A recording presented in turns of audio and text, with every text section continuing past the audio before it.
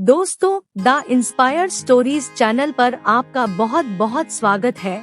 Video शुरू करने से पहले कृपया आप मेरे चैनल को सब्सक्राइब जरूर करें और साथ में बेल आइकन को भी दबा दें ताकि मेरे नए वीडियो का नोटिफिकेशन आपको मिल जाए। और अगर वीडियो अच्छा लगे तो कृपया लाइक, कमेंट और ज्यादा से ज्यादा शेयर करें। अब देर न करते हुए आज की कहानी शुरू करते हैं।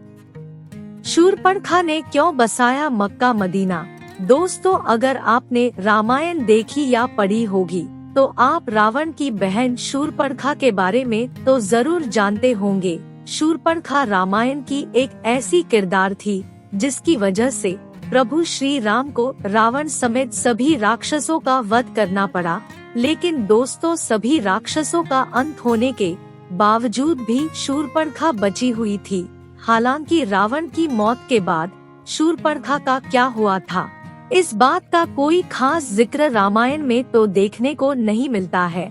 फिर भी कई इतिहासकारों का ये दावा है कि शूरपणखा ने रावण की मौत के बाद इस्लाम धर्म की उत्पत्ति की और मक्का मदीना को बसाने वाली भी शूरपणखा ही थी। कई इतिहासकार तो ये भी बताते हैं कि आज इस दुनिया में मौजूद सभी मुसलमान शूरपणखा के ही वंशज हैं।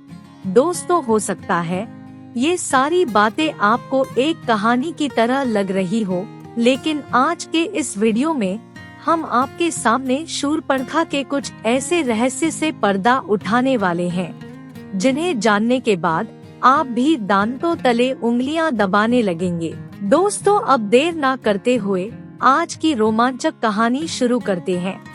कृपया वीडियो में अंत तक जरूर बने रहे। दोस्तों, रामायण के अनुसार हमें ये बताया जाता है कि रावण ने माता सीता का हरण किया था। तब भगवान श्री राम ने माता सीता को आजाद कराने के लिए रावण समेत उसके पूरे वंश का नाश कर दिया था। लेकिन सभी राक्षसों में रावण का छोटा भाई विभीषण हमेशा धर्म के रास्ते पर चलता था और विभीषण ने इसी तरह धर्म का साथ देते हुए अपने भाई रावण के बजाय प्रभु श्री राम की सेवा को चुना। इसके बाद जब प्रभु श्री राम ने रावण का वध करके माता सीता को आजाद कराया था तो उन्होंने लंका का सारा राजपाट और जिम्मेवारियां विभीषण को सौंप दी थी। लेकिन उसके बाद शूरपणखा कहाँ गई और आखिर उसका क्या हुआ था, इस बात का जिक्र हमें रामायण के किसी भी पन्ने पर नहीं मिलता है। दोस्तों, दरअसल जब शूरपणखा भगवान श्री राम से आकर्षित होकर उनसे विवाह करने का प्रस्ताव लेकर आती है तो भगवान श्री राम उनसे विवाह करने के लिए साफ साफ मना कर देते हैं। भगवान राम पहले ही सीता से विवाह कर चुके थे। उसके बाद भगवान राम अपने छोटे भाई लक्ष्मण की तरफ इशारा करते हुए शूरपणखा से कहते हैं, अगर आप चाहे तो मेरे छोटे भाई लक्ष्मण से विवाह करने के लिए पूछ सकती हैं। और जब शूरपणखा लक्ष्मण के पास विवाह का प्रस्ताव लेकर जाती है तो लक्ष्मण भी उसके प्रस्ताव को ठुकरा देते हैं।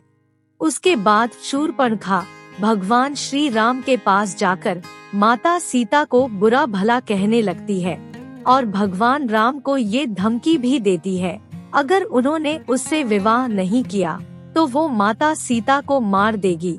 उसके बाद जैसे ही शूरपणखा माता सीता को मारने के लिए आगे बढ़ती है तभी लक्ष्मण जी माता सीता का बचाव करते हुए शूरपणखा का नाक काट देते हैं। इसके बाद शूरपणखा जब भाई रावण के पास जाती है और उनको सारी बात बताती है तो रावण अपनी बहन के इस अपमान को सुनकर बेहद क्रोधित हो जाता है और माता सीता का हरण कर लेता है।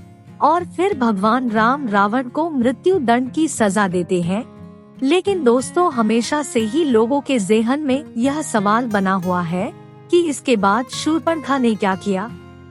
दोस्तों, इतिहासकारों के मुताबिक ये बताया जाता है शूरपणखा अपने आप को दुनिया की सबसे सुंदर स्त्री मानती थी और जब लक्ष्मण जी ने माता सीता को बचाने के लिए उसकी नाक को काट दिया था तो वो अपने चेहरे को देखकर बहुत ही शर्मिंदगी महसूस करती थी और नाक कटने के बाद वो हमेशा अपने चेहरे को एक काले कपड़े से छुपा कर रखती थी। जब उसको ये पता चला कि उसके सारे भाई प्रभु श्री राम के हाथों मारे जा चुके हैं, तो उसने दैत्य गुरु शुक्राचार्य के पास जाने का फैसला किया और वहां जाकर उनके आश्रम में रहने लगी। शूर्पणखा और शुक्राचार्य दोनों ही राक्षसों के वंश को आगे बढ़ाना चाहते थे, जिसके लिए शुक्राचार्य ने भगवान शिव की कठोर तपस्या की।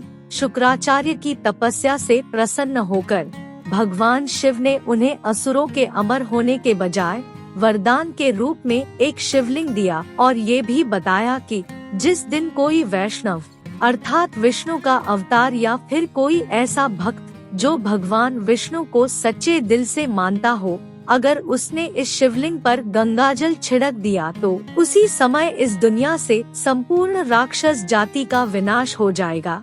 इसके बाद दैत्य गुरु शुक्राचार्य ने भगवान शिव के द्वारा दिए गए इस शिवलिंग को वैष्णव यानी हिंदुओं से दूर रखा और एक रेगिस्तान में स्थापित कर दिया, क्योंकि हिंदू धर्म का हर शख्स भगवान विष्णु को जरूर मानता है और अगर ऐसे में कोई हिंदू उस शिवलिंग पर गंगाजल छिड़क देता तो दुनिया से संपूर्ण राक्षस जाति का अंत हो जाता।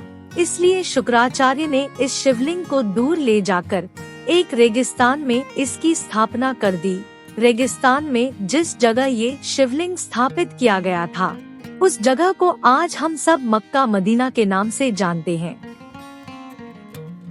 लेकिन आपने कई विवादित बयानों में ये जरूर सुना होगा कि प्राचीन काल में यहाँ पर महादेव का एक मंदिर हुआ करता था, जहाँ भगवान शिव का एक शिवलिंग स्थापित था। दोस्तों, ये वही शिवलिंग है जिसे भगवान शिव ने दैत्य के गुरु शुक्राचार्य को दिया था। इस शिवलिंग को लेकर गुरु शुक्राचार्य ने हिंदुओं से छुपाने के लिए भारत से दूर सऊदी अरब में मक्का में स्थापित कर दिया था। शुक्राचार्य ने इस शिवलिंग को सऊदी अरब में इसलिए स्थापित किया था क्योंकि उन्हें ऐसा लगता था कि ये बात कभी किसी हिंदू को नहीं पता चलेगी और इससे राक्षसों का वंश भी सुरक्षित रहकर आगे बढ़ता जाएगा। आपको बता दे कि दैत्य गुरु शुक्राचार्य ने इस शिवलिंग की सुरक्षा का भार शोरना घाट को सौंप दिया था। उस समय शूर्पणखा हमेशा अपने चेहरे को कपड़े से ढक कर रखा करती थी और फिर शूर्पणखा ने अपने वंश को आगे बढ़ाने के लिए कई बच्चों को जन्म दिया, जिसके बाद वही बच्चे आज शूर्पणखा की इस परंपरा को निभाते आ रहे हैं। दोस्तों, हम बात कर रहे हैं मुसलमानों की, क्योंकि आपने जब भी मुसलमान महिलाओं को देखा होगा तो वो हमेशा अपने चेहरे को ढक कर रखती है और इसके लिए वो बुर्का पहनती है। मुसलमान महिलाओं के इन कपड़ों में केवल उनकी आंखें ही नजर आती है। शूर्पणखा जब अपने चेहरे को काले कपड़े से ढक लेती थी तो उनकी केवल आंखें नजर आती थी। मक्का मदीना में ही रहकर शूर्पणखा ने अपने वंश को आगे बढ़ाया और नई नई परंपराओं का भी निर्माण किया। दोस्तों, ऐसा बताया जाता है कि द्वापर युग बीत जाने के बाद उसके वंशज आज के समय में इब्राहिम धर्म का पालन करते हैं और इसी वजह से इस्लाम धर्म में शुक्रवार को एक विशेष महत्व दिया जाता है। इस बात का जिक्र धार्मिक ग्रंथों में भी किया जा चुका है। चलिए एक बात जानते हैं, इस दुनिया का सबसे पहला धर्म सनातन धर्म ही है, यानी कि इस दुनिया में मौजूद हर एक व्यक्ति सनातन धर्म से जरूर ताल्लुक रखता है और हमारे ईश्वर भी सनातन धर्म से ही ताल्लुक रखते थे। और दोस्तों, ठीक ऐसा ही प्राचीन समय में भी हुआ करता था। कुछ लोग मिलकर अपने अलग अलग नियम और परंपराओं को बनाया करते थे और इसी तरह धीरे धीरे यही चीज जातियों में तब्दील होती चली गई, जिससे आगे चलकर अनेकों धर्म की उत्पत्ति हुई। लेकिन इस्लाम धर्म के ऊपर आज भी कई हिंदुओं द्वारा सवाल उठाए जाते हैं कि आखिर उन्हें मक्का मदीना के अंदर क्यों नहीं जाने दिया जाता। क्या मक्का मदीना के बारे में कही जाने वाली बातें सही है या गलत? दोस्तों, कृपया अपनी राय कमेंट में जरूर बताएं।